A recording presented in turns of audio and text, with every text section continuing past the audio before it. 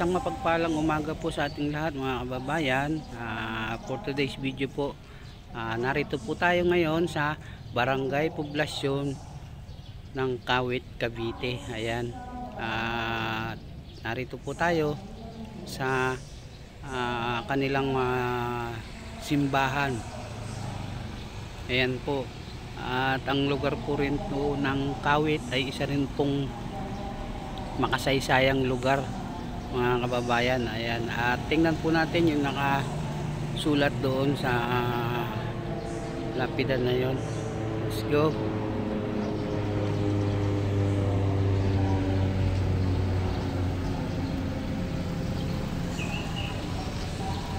Ayan guys, makikita niyo yung pagka antigo ng simbahan din po ng Kawit.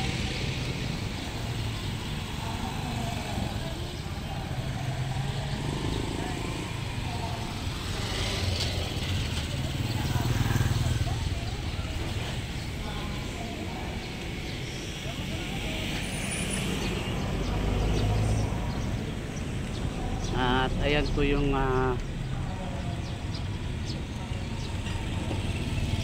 nakasulat guys sa lapidang ito. Dito pala pinanganak ang isang magiting na general na si Candido Triad Tirona, isang makabayan magsi.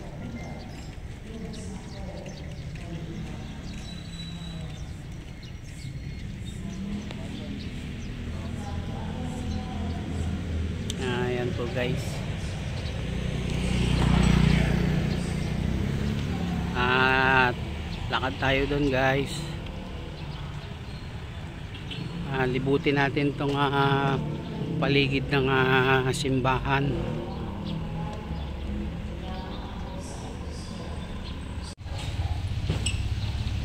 Ayan guys.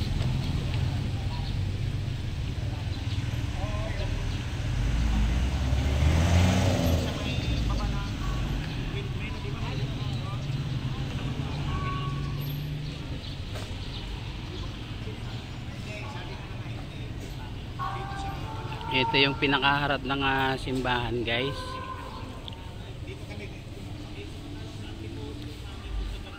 At dito nga rin po sa simbahan ito meron pong eskwelahan, St. Mary Magdalene School. At sa oras nga po na ito ay meron na pong misa.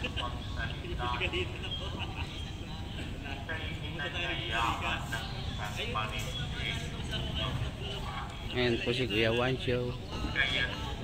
At kasama rin natin si Coppers Vlog.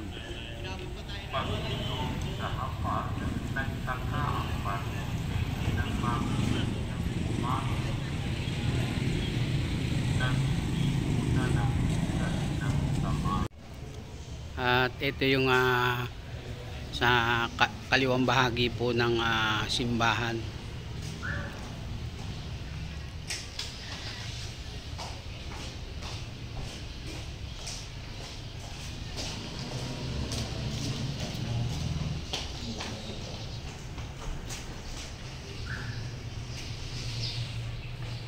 Ayan guys, at mga lumot-lumot na yung tagiliran ng talagang mababanal sa kanya yung pagiging antigo ng simbahang ito.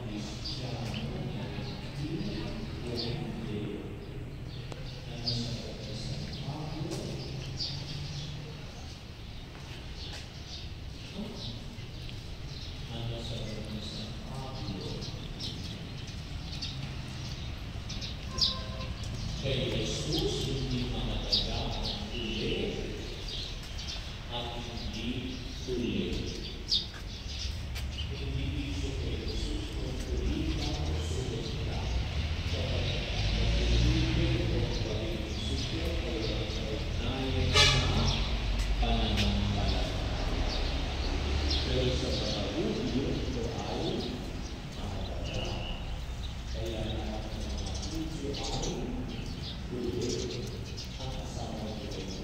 guys, dito tayo.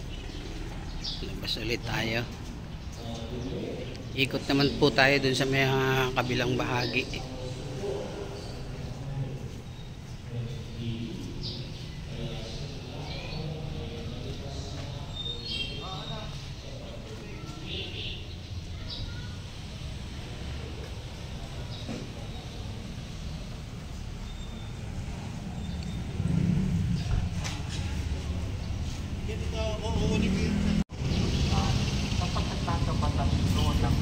Ito naman po yung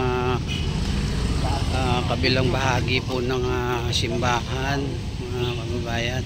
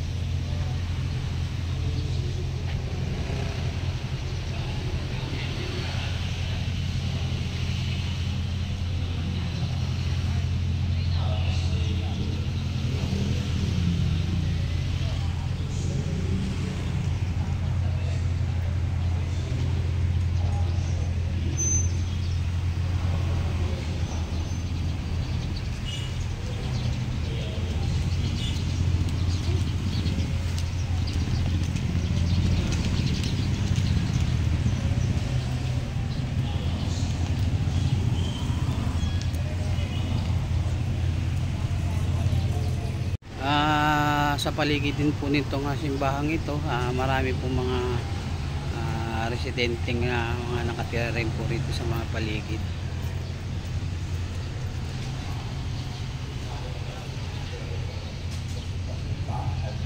Ayan, at parami na ng parami yung mga nag-attend sa misa, mga babayan.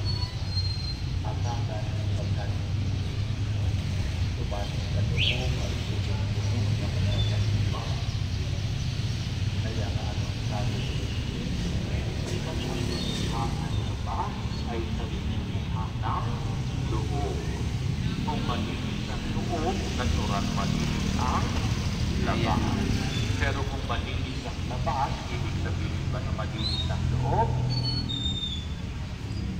Kung malinis pa ang labas, ibig sabihin ba na malinis ang loob? Ang sagot, hindi lahat tama. No? Dito na natin tinatapos po yung ating short video ito sa makasaysayang lugar ng Kawit, Cavite. Ayan, maraming salamat sa inyong pagsama at panonood pong muli sa ating upload na video ito.